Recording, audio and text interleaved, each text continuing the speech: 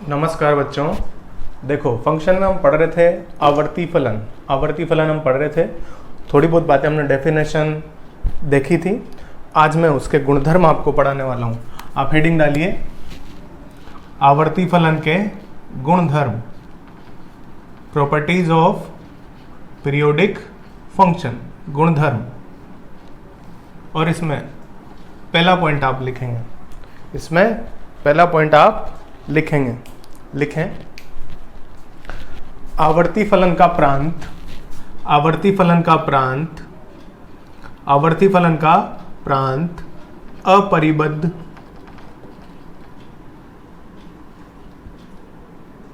अपरिबद्ध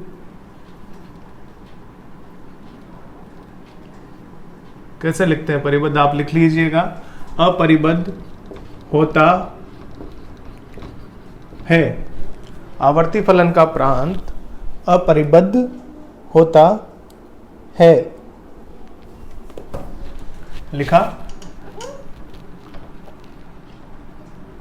अपरिबद्ध होता है। यह सतत या असतत हो सकता है, सतत या असतत हो सकता है। क्लियर है? देखो हमने क्या बात की, जो प्रांत होगा ना आवर्ती फलन का वो अपरिबद्ध होगा, मतलब unbounded.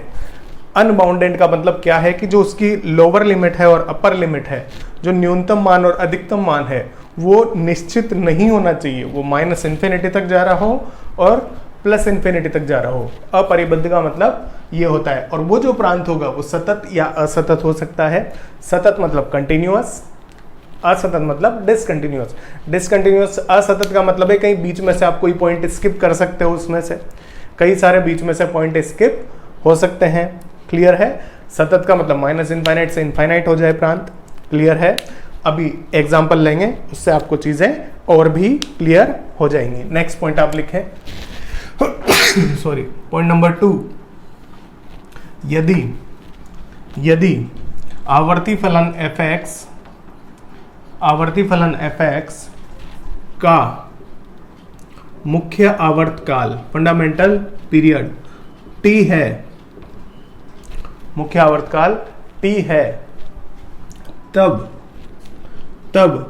2t, 3t, 4t and so on भी फलन के आवर्तकाल होंगे, पीरियड होंगे। देखो ये बात मैं पहले भी आपको बता चुका हूं। मैंने बताया था आपको आवर्तकाल समुच्चय, उसमें बात की थी यदि फलन का प्रांत t आ रहा है तो 2t, 3t, 4t ये सब भी फलन के प्रांत होंगे। क्लियर है बात? नेक्स्ट पॉइंट नंबर 3 लिखें। थर्ड पॉइंट आप लिखेंगे, लिखें प्रत्येक अचर फलन जो x के सभी मानों के लिए परिभाषित है, जो x के सभी मानों के लिए परिभाषित है, जो x के सभी मानों के लिए परिभाषित है, बिना मूलभूत आवर्तकाल के सदैव आवर्ती होगा, सदैव आवर्ती होगा। देखो मैंने क्या बोला, एक फंक्शन है आपका f(x) जो कैसा है, अचर फलन, constant function.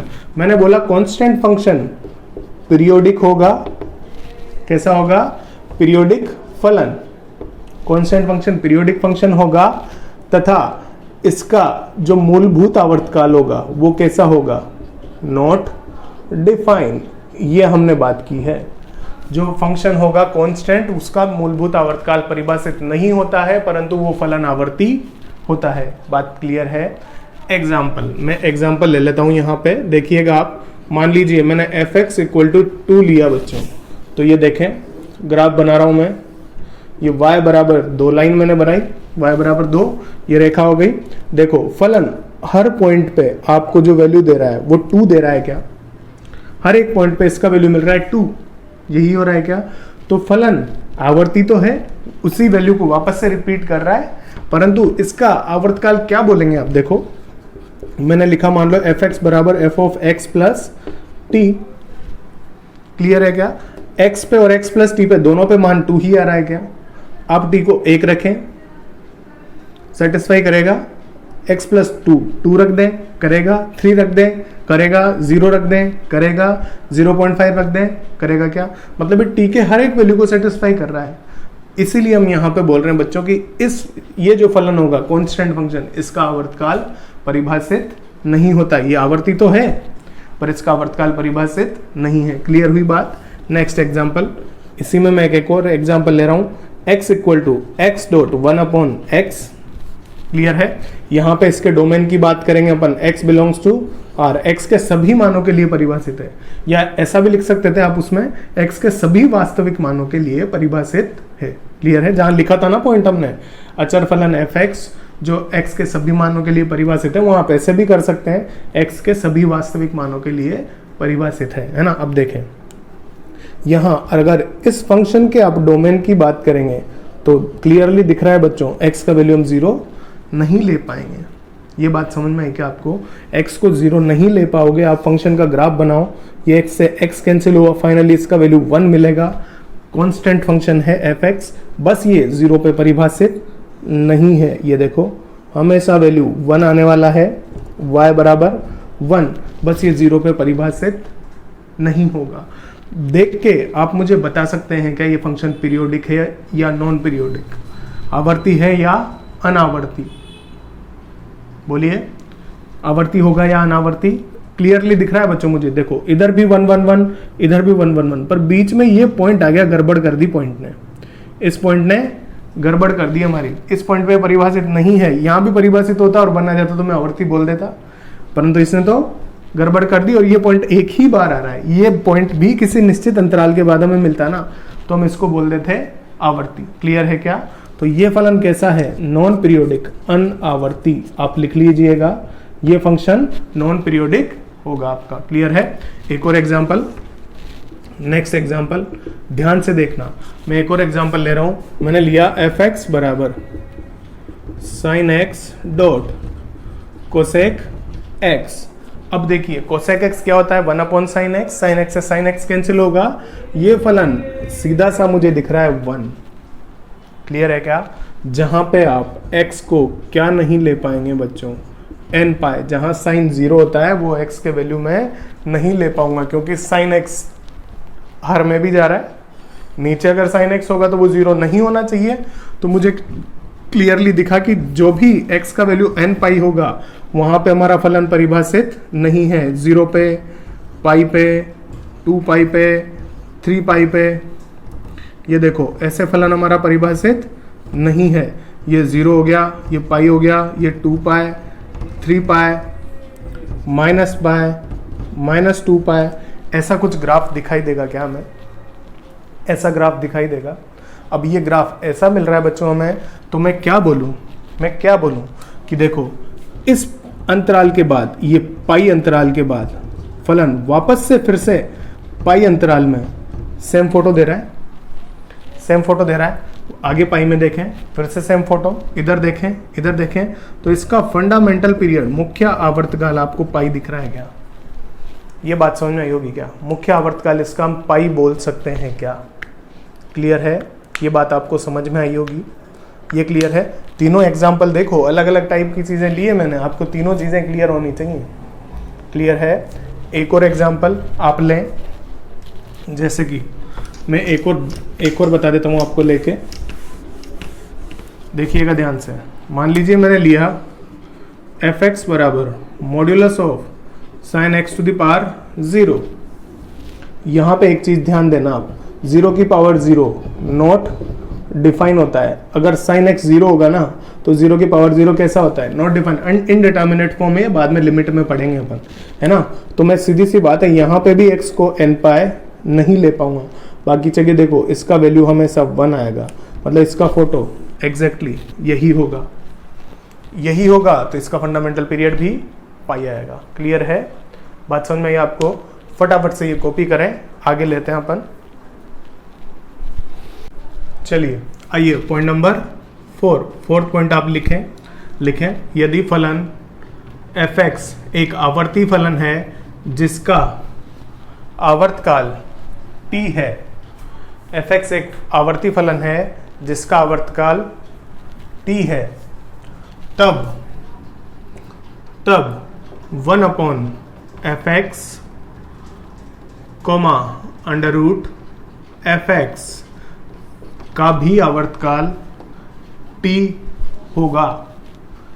1/fx under root fx का भी आवर्तकाल t होगा। मतलब देखो, हमें फलन दिया था fx, उसका मैंने प्रतिलोम लिया तो उसके आवर्तकाल पे कोई फर्क नहीं पड़ा। मैंने उसका अंडर रूट लिया तो उसके आवर्तकाल पे फर्क नहीं पड़ा। क्लियर है? मान लो मैं यहाँ पे क्यूब रूट ले लिया होता मैंने fx घनमूल, तो भी इसके आवर्तकाल पे बच्चों फर्क नहीं पड़ता। क्लियर है? ये चीजें आपको समझनी होगी। एग्जाम्पल देखिएगा, एग्जाम्पल मान लीजिए मैंने fx को लिया क्या, sin x, इसका आवर्तकाल क्या होता है 2 पाई। मान लीजिए आपने अभी लिख दिया 1/fx, वो क्या बन जाएगा बच्चों, cosec x। आवर्तकाल क्या आ रहा है 2 पाई, तो क्या आवर्तकाल पे फर्क पड़ा? नहीं पड़ा, दिखाई दिया। एक और एग्जाम्पल, मैंने मान लीजिए fx को लिया sin स्क्वायर x, आप fx का अंडर रूट ले लें, अंडर रूट के अंदर sin स्क्वायर x, इसका आवर्तकाल क्या होता है पाई। अंडर रूट साइन एक्स को सोल्व करेंगे आप, मॉड्यूलस साइन एक्स आएगा, इसका आवर्तकाल भी पाई होता है। दिखाई दिया बच्चों? ये एग्जाम्पल इसके लिए हो गया, आप याद रखें। क्लियर है? Next point number 5, point number 5 लिखें आप, लिखें आवर्ती फलन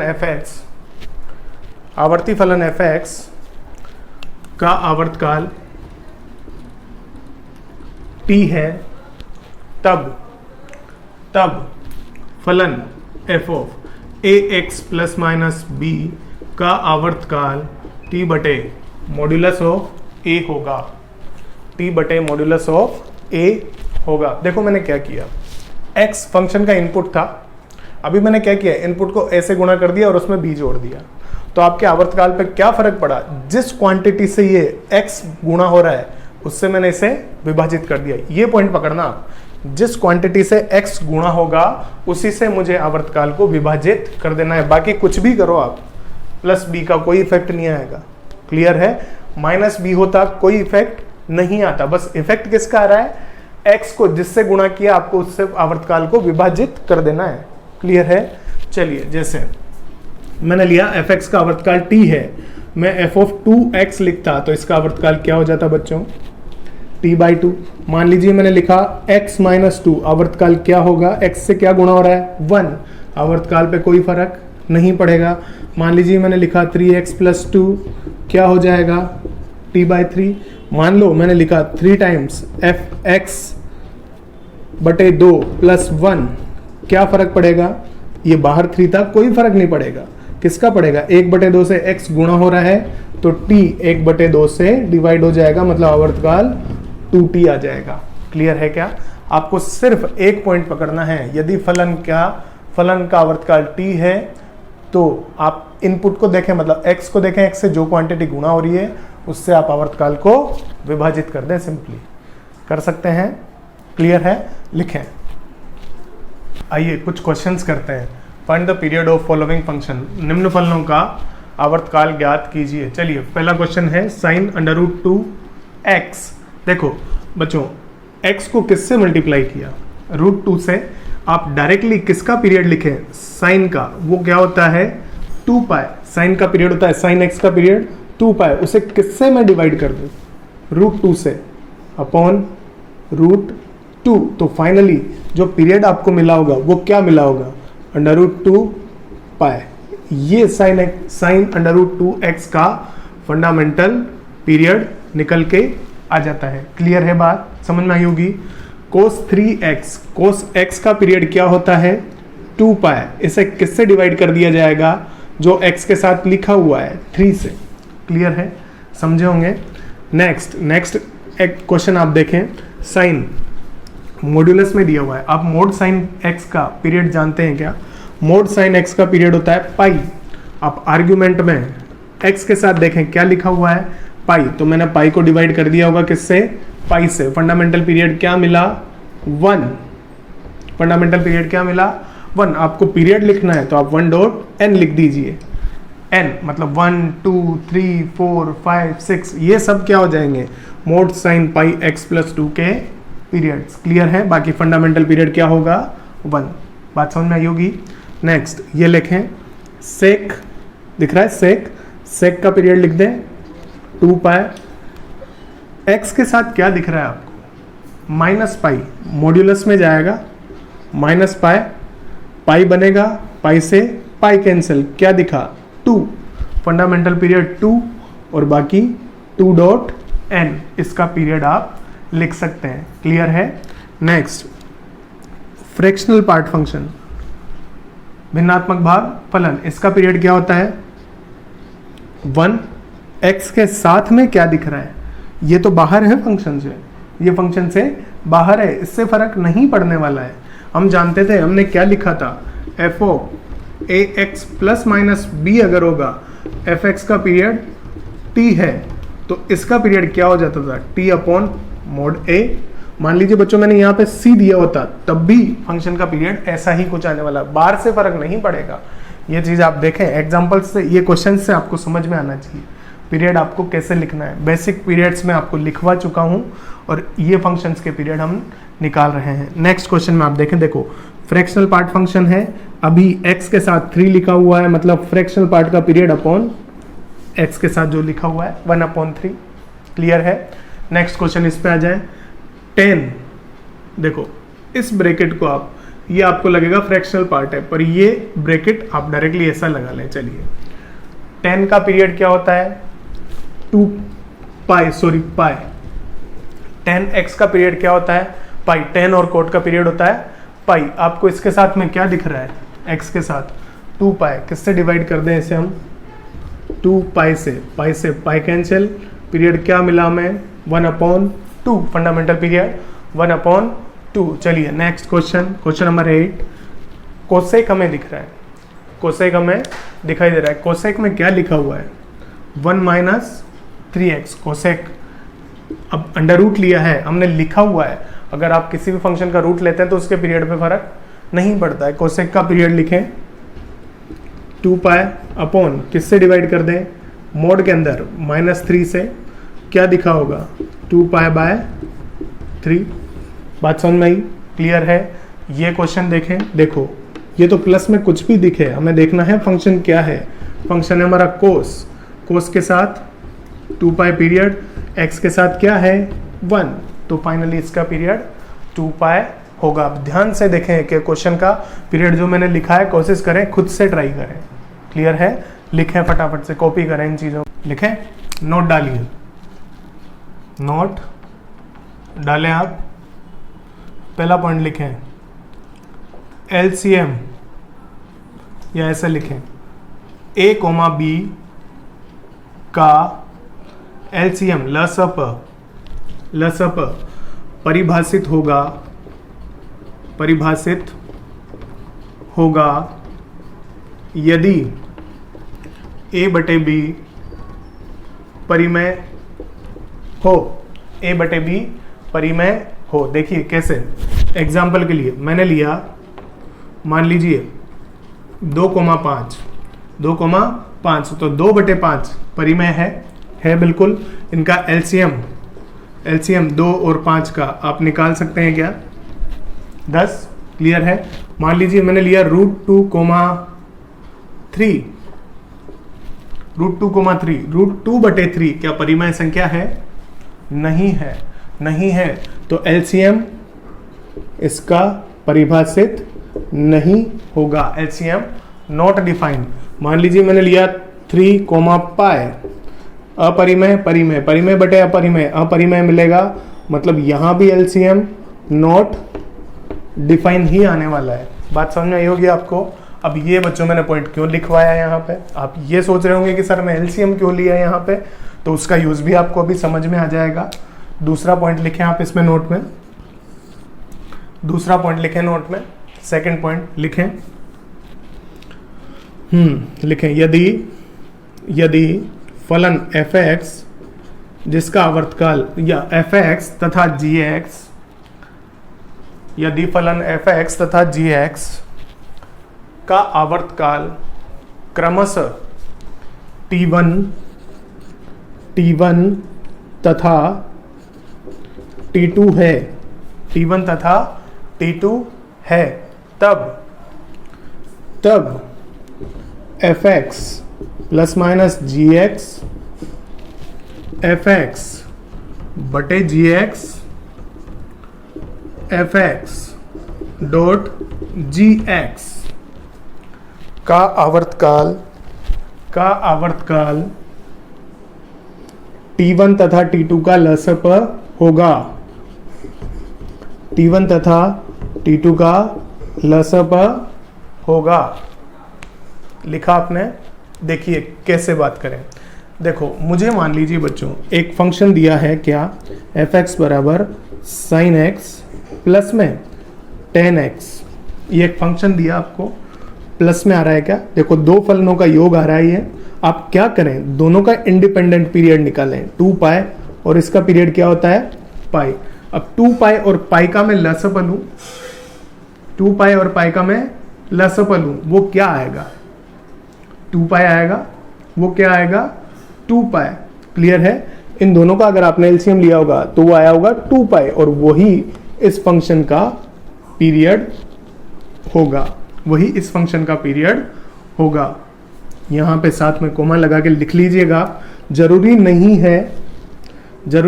है लसप मुख्य आवर्तकाल हो, जरूरी नहीं है लसप मुख्य आवर्तकाल हो। लिखा। अब इस एग्जाम्पल को भी मैं दिखा देता हूं आपको। देखिए, मान लो f(x) ऐसा मिला sin x plus cos x, sin x plus cos x, इसका पीरियड 2π, इसका पीरियड 2π। आंसर क्या आया होगा, दोनों का लसप 2π, मतलब फलन f(x) का आवर्तकाल 2π आया। अब मैं बात करूं कि ये क्या फंडामेंटल पीरियड है, मुख्य आवर्तकाल है। देखो, मैं निकाल रहा हूं x plus π/2, x plus π/2 sin x plus cos x, pi plus x,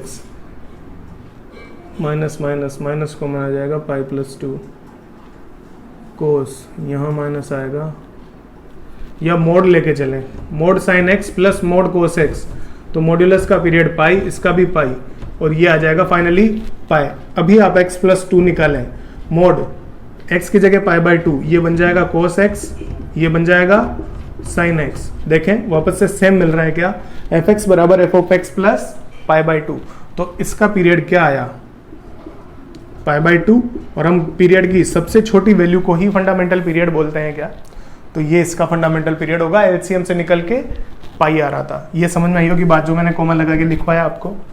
clear है बच्चों। आगे नेक्स्ट पॉइंट लिखें। नेक्स्ट पॉइंट नंबर 3, नोट का पॉइंट नंबर 3 लिखें आप। लिखें, यदि फलन gx का आवर्तकाल t है, यदि फलन gx का आवर्ती फलन gx का आवर्तकाल t है, आवर्तकाल t है, तब संयुक्त फलन f of g of